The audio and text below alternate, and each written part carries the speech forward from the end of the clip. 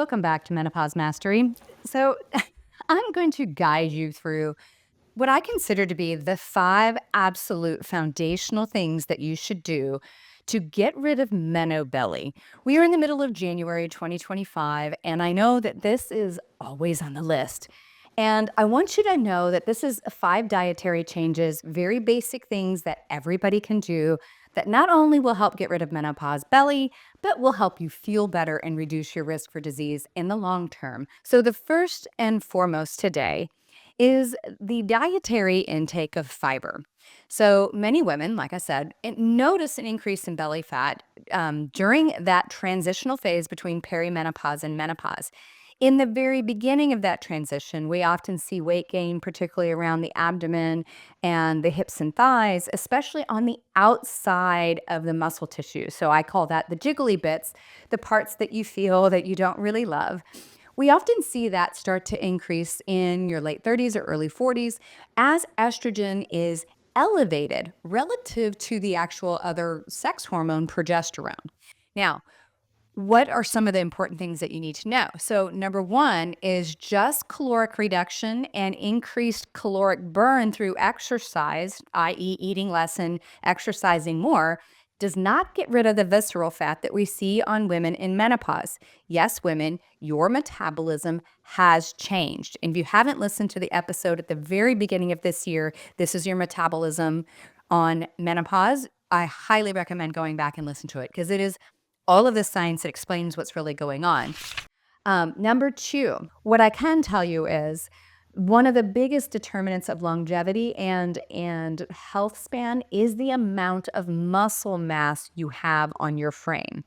Frailty, sarcopenia, which is basically lack of lean muscle mass, regardless of size. There are a lot of women running around, especially after kind of the Ozempic craze, who are lean looking, right? So there's what we call skinny fat.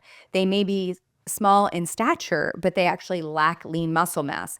As we get older, that increases our risk of all-cause mortality and frailty because we just don't have enough muscle on us. We're going to have weaker bones, weaker muscles, weaker capacity to recover. So, what's important to know? As we get older, our ability to do a thing called muscle protein synthesis, so take the protein from your diet and push it into the muscles and make muscles out of them, declines. That's why we lose muscle mass. Now, the next one. I talk about this at length because this is actually part of my dissertation is looking at how we metabolize estrogen compounds. So some of you may be going, well, Betty, we don't have any estrogen left when we're in perimenopause and menopause. Why do I care? Well, the simple fact is your risk for breast cancer and all estrogen-sensitive cancers increase as you get older. Some of that is the active aging. So the 1 in 8 risk that you've heard is because if you can survive to 85, our risk goes up because of aging. But the reality is it's not when we have our own estrogen circulating that we're at risk. It's when we no longer have it. And it's because we have lots of toxins going through that same pathway, and we still have things hitting those estrogen receptors, but it's no longer our protective estradiol. Foods can influence how you detoxify, or the technical term is called biotransform, the toxins that your body makes and comes in contact with. And how you do this is very, very important. And you can absolutely influence this by changing your diet. Prioritizing sleep quality. I could do 5 shows on this, but it's really, really important for hormonal regulation, stress management, and overall well-being. There is a reason why we sleep for 7 or 8 hours or more. And so when we have poor sleep, we have increase in stress chemistry, particularly cortisol, a lack of insulin sensitivity, and we will see more hot flashes, night sweats, mood swings, and all those other things that go with it. So this is fundamental. Believe me, I tried to get around this, and I would consider out of the hundreds of things that we can do to improve our health span, sleep is at least 25% of the entire equation. I would put that up there, like right along exercise and a super clean diet, and I would actually let it supersede that slightly because you could work out like a fiend and eat a clean diet, and if you're getting 3 hours of sleep, you're not going to be well. So here's the reality. We got to avoid screens and blue lights before sleep. We want to use tools like a dark room, cold room, reading from a book rather than reading from a lighted device like an iPad.